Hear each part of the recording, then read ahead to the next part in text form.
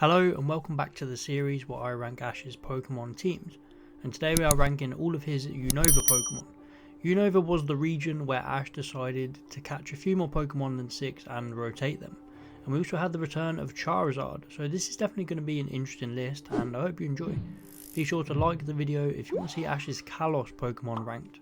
Number 11 is Palpitoad. Ash's Palpitoad was a massively underused Pokemon. It was caught pretty early on in Black and White, only 32 episodes in, so it had plenty of time to make its mark, but unfortunately the writers decided to leave it mainly at Juniper's lab. It had its moments, of course, doing well in the Nimbasa battle tournament, and then came the infamous battle with Eliza, where Ash decided it was a great idea to bring Palpitoad to the battle to counter her electric Pokemon, which was a very bad decision.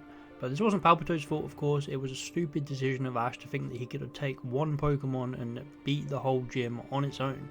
Other than that, Palpitoad barely did anything else. It competed in the gym battle with Roxy, where it got beat by her ace Garbodor, and then it managed to get a tie with Stefan's Zebstrika in the league. But these battles were too far apart for it to be considered a vital member of Ash's team. It just didn't do enough. Ash didn't call on it enough, and it's a shame because it's not exactly weak, it's just really underutilized. Number 10 is Charizard. Charizard returned late into the Black and White series, mainly for nostalgia reasons. We got a whole episode with flashbacks to how it was caught and its whole journey, and then it got a nice battle with Iris's Dragonite in a really good episode. This was just awesome. Black and White was in need for some continuity, and this was the best thing they could have done. Unfortunately, Charizard didn't do that much after this episode, so I can't rank it too high for this team. It was still clear how strong it was in the Team Plasma arc. Despite not getting much battle action, it still did really well when called upon, and it was just nice to see Ash travelling around with Charizard again. It really brought back some memories from the original series days. Coming in number 9 is Boldore. Boldore is pretty similar to the Palpitoad situation. It had a lot of power in battle, but it wasn't called upon that often. But I feel like it did a lot more than both Charizard and Palpitoad and had way more memorable moments, especially the gym battle against Clay, where it evolved into Boldore, defeated Clay's Excadrill and won Ash the badge. This was no small task. Clay and his Excadrill were strong, and the fact that Ash bought his Rug and Roller with barely any battling experience and it still won was some achievement. Other than that, it was used in the Junior Cup and the League, but it didn't perform that great. But it seems like this Pokemon was a more important member of Ash's team than Palpitoad, but of course it would have been nice to see it a little bit more. Number 8 is Scraggy. Scraggy was hatched just 17 episodes into Black and White, so it had plenty of time to shine. It was pretty weak for quite a while, but it had Axew as its training partner, who was also weak. I really liked their little partnership they had going for them, and they both ended up growing a lot stronger together. However, Scraggy just didn't do enough for me to put it any higher on the list. The first gym battle it had wasn't until the 7th badge, and it did well in that battle, managing to knock out Vanillish, but after that it just didn't have any big battles of note. It was pretty underused on this team in my opinion. It could have been a real star for Ash and eventually evolved into Scrafty, which I would have loved to see. Scraggy did have a great personality and I did like its dynamic with the whole of Ash's Unova team, but its overall performance on the team could have been a lot better. Number 7 is Unpheasant, the lowest ranking regional bird so far. Unpheasant, despite being caught early on in Ash's journey, really doesn't have that many massive moments. It seemed to be rotated out of Ash's team quite a lot throughout Unova. However, I have to give it credit for the battle with Skylar, where it evolved and secured Ash his 6th badge.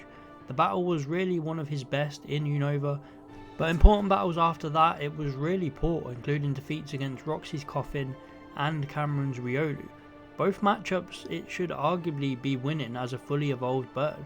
So although I think sometimes Unpheasant gets a bit too much hate, I have to admit it definitely is Ash's weakest regional bird with barely any big performances. One epic battle doesn't make up for a whole series of mediocre performances, so Unpheasant comes in 7th. Coming in 6th place is Leavanny, a really underrated Pokemon of Ash's in my opinion. It had the whole package. It was strong, it was caring, and it had a great personality. It was just a great fit for his whole team. However, similar to Boldore and Palpitoad, Leavanny was one of the outsiders of this team, barely getting any screen time throughout his journey. But I feel that Ash trusted Leavanny, calling it in for some really important battles. Firstly, the battle with Berg is one of the best gym battles in Unova, and another underrated performance with Swaddle using some pretty cool tactics to get around Burr's bug types. and then it evolved into Swadloon and helped Ash win the battle. And then it was called upon to battle Roxy, where it managed to take down her very tricky Coffin. It also had a great battle with Stefan in the league, but it did lose to his Sork. But overall, this Pokemon was just a joy to watch in and out of battle, and I always saw it as one of Ash's most trustworthy Unova Pokemon. Coming in number 5 is Pikachu. Despite being all the way up in 5th place, this was for sure Pikachu's weakest region. It was clear from the start Pikachu was nerfed and things were not going to be the same. It lost to Trip's brand new Snivy that he just picked up, and then it even lost to Cress's Pampor in the first gym battle despite having the type advantage, a battle which I really dislike. Pikachu really should have won this one, and it goes on to learn a new move being Electro Ball, and this is where it forgets its famous Volt Tackle. Again, not the best decision from the writers to get rid of a fan favourite move for Electro Ball, which personally I wasn't a big fan of. It wasn't all bad for Pikachu, he definitely had his moments, he performed well in the Elisa gym battle, but then he goes on to lose to Skylar's Swanna, where it has the 4 times type advantage. So it's very up and down for Pikachu in this region, mainly down. I think towards the back end of Unova we start to see the Pikachu we know and love. He manages to finally overcome Trip's Superior in the league, which was a nice win. But other than that, it was pretty poor all around for Pikachu. I've still got it quite high on the list just because Pikachu is always going to be important no matter what the region. And despite its underwhelming battles in this region, it's still always crucial to Ash as his partner. Coming in 4th place is Oshawott. I'm not the biggest fan of Oshawott, but I have to admit it was a pretty important member of Ash's Unova team. It joined Ash early in his black and white adventure, and despite it popping out of its Pokeball to lose battles, it did eventually become quite reliable for Ash as time went on. Performed well in Ash's first gym battle with Silent, managing to defeat Pansage despite having the type disadvantage, and then later on it even defeated Clay's Krokorok, which was really impressive. Overall, this Pokemon wasn't crazy strong, but it had a solid place on this team and a nice personality. It also had a lot of development, including episodes with its Scowl Chop and also learning to master its Aqua Jet while it was still afraid of opening its eyes underwater. So it had some decent development throughout the series, and that's why it comes in number 4. Taking the 3rd spot is Snivy. Snivy is one of Ash's more unique Pokemon from Unova. Early on it made quite an impact with its unique move Attract, causing some shenanigans for Ash while he was trying to capture it. But despite not evolving, Snivy was still one of Ash's strongest and most reliable battlers. The likes of Oshawott and Unpheasant would often come in and get one shot, but Snivy would at least hold its own, especially in the early battles with Trip, where it managed to defeat its evolved form Servine. It also did well in the battle with Clay, where it took down his Palpitoad.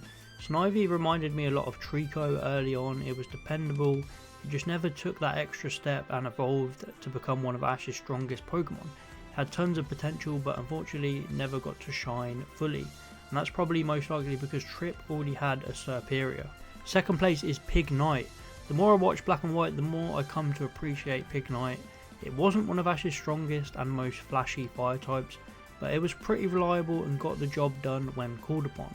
Early on it put in some really good battles, such as the battle with Lenora, where it come back from its training, learned Flame Charge and managed to take down her Herdia. It had a decent backstory, it wasn't fleshed out the best, and it was something we'd already seen with Ash's fire types before, so I'm glad they didn't dig too deep into that storyline. However, there was one episode where he sees Seamus, the former trainer, and Ash battles him, with Tepig evolving and taking down both of his Pokemon. Again, this was a nice moment for Tepig, and I'm glad it got its evolution. I think they handled this Pokemon the best in terms of its evolution. I'm glad it didn't evolve all the way up into an Emboar, and then it went on to do well with Roxy in the gym battle, and even more so in the battle with Cameron, where it took down both Hydreigon and Ferrothorn, which was awesome. So overall, Pignite was a very solid Pokemon for this team, and it deserves to be this high up. But coming in 1st place is Crocodile. This one was actually really hard to decide between. Pignite had a shout at taking this spot, but I had to go with Crocodile, arguably Ash's ace for this series. It was caught quite late on into Ash's journey, but I really liked that we had its backstory. We knew it had a little rivalry going on with Pikachu, and we even saw it evolve into Krokorok before Ash even caught it. It was a different way to give Ash a Pokemon, and I really liked it. And then when it did join Ash, it quickly became one of his strongest Pokemon, putting in some fantastic work in the gym battle with Bryson, taking down his Beartic, and then an even better battle with Iris at the Junior Cup, where it managed to take down her Dragonite, which is a powerhouse of a Pokemon. So you can see how strong Crocodile really was, and how important it was to Ash's team. It didn't get that much action in the league, but it did really well against Stefan. Whenever this thing battled, it usually won, which makes me wonder why Ash didn't use it against Cameron. But overall, this Pokemon was Ash's Unova ace, one of his strongest Pokemon. Even now, I hope to see it return one day. So that is it for Ash's Unova Pokemon rankings. Let me know your thoughts on the list. Do you agree? Let me know your list in the comments below.